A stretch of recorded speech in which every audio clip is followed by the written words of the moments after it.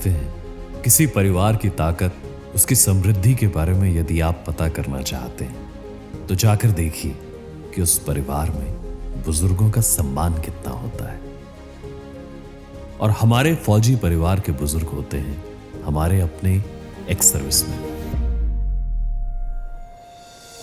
आज जिस मुकाम पर भारतीय सेना गर्व के साथ सशक्त होकर खड़ी है, उसके लिए तैयारी एक दिन हमारे पूर्व सैनिकों ने की थी।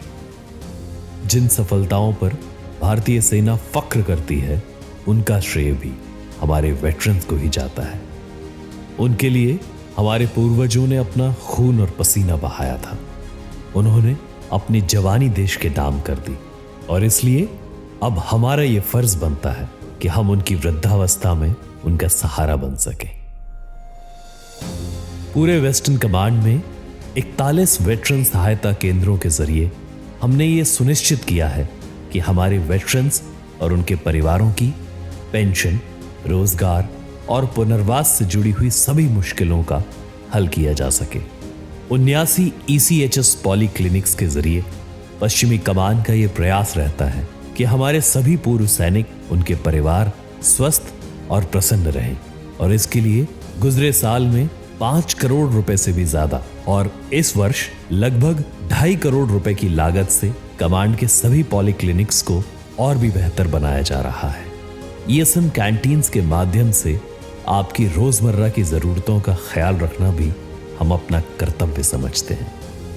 विगत 1 साल में जम्मू और फिरोजपुर जैसे अनेक स्थानों पर विशाल स्तर पर ESM रैलियों का आयोजन कर वेस्टर्न कमांड का प्रयास रहा है कि हम समय समय पर अपने वेटरन्स तक पहुंचकर उनकी आवश्यकताओं को जान पाएं और यथासंभव प्रयास कर बढ़ती उम्र में उनकी सेवा कर सकें।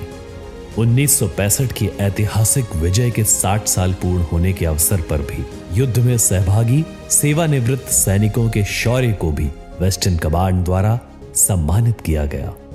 पंचकुला में पश्चिमी कमान द्वारा संचालित सीनियर वेटरन्स होम कई वर्षों से अनेकों वरिष्ठ सेवानिवृत्त सैनिकों और उनके परिवारों को सुरक्षित और सहयोगपूर्ण वातावरण प्रदान कर रहा है।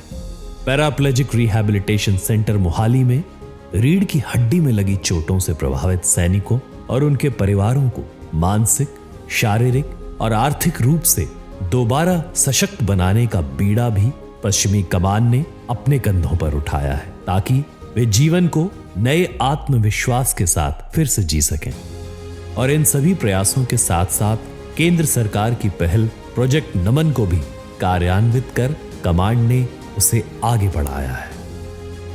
लेकिन यह रिश्ता एक तरफा नहीं है। ऑपरेशन सिंदूर के दौरान हमें अनेकों ही वेटरन से खत प्राप्त हुए कि वे सरहद पर अपनी पलटन के साथ दोबारा युद्ध लड़ने के लिए तत्पर और तैयार हैं। ऑपरेशन संदूर के ਵਿੱਚ जो भी साड़ी फौज ਨੂੰ ਸਾਡੇ एक्स सर्विसमैन ਦੀ ਲੋੜ ਪਈ, उस टाइम ਪਿੰਡੋਂ ਪਿੰਡ ਜਾ ਕੇ ਅਲਾउंसमेंट ਕੀਤੀ। ਉਹਨੂੰ ट्राली, ट्रैक्टर, शेल्टर, खाने पीने की व्यवस्था, लाइट की और डिफेंस ਨੂੰ और भी ताकतवर मजबूत किया। कुछ ही महीनों पहले पंजाब, हरियाणा, जम्मू और हिमाचल प्रदेश में जब बाढ़ आई और बादल फटने की घटनाएं हुई तो पूर्व सैनिकों ने फ्लड रिलीफ कॉलम्स के साथ मिलकर बाढ़ में फंसे लोगों की सहायता की और सभी कॉलम्स का हौसला भी बढ़ाया। ऑपरेशन राहत के दौरान बाढ़ प्रभावित परिवारों के लिए आवश्यक वस्त्र प्रदान करवाए, लोगों के साथ मिलकर बांध का निर्माण करवाया और बॉर्डर के लिए रोड जाती जो आर्मी के लिए, उस रोड का निर्माण करवाया। वेटरन्स रिटायरमेंट तो बाद भी हमेशा ही अपने देश की ते फौज की सेवा करने वास्ते तैयार ने। जिथे भी उन्होंने कितने मौका मिलेगा सेवा करने का, वो हमेशा ही देश की सेवा या फौज की सेवा हमेशा करने वास्ते तैयार रहेंगे।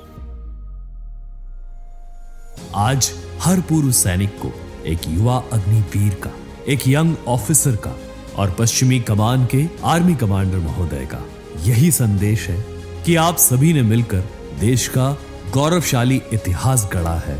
मेरे जैसा हर सैनिक आपसे ही तो सीख कर फौज के रास्ते में आगे बढ़ा है। आप सब ने तन मन का बलिदान देकर सफलता के जिस पहाड़ की चोटी को चढ़ा है, आज का नया जवान उसी पहाड़ के बेस पर पहला कदम लेने को खड़ा है और उनमें से वही सफल होगा जिसने आपके त्याग को और आपके बताए रास्ते को बिल्कुल ठीक से पढ़ा है, बिल्कुल ठीक से पढ़ा है। तो इस नई पीढ़ी को आशीर्वाद दीजिए और हमें आपकी सेवाओं का ऋण उतारने का मौका भी।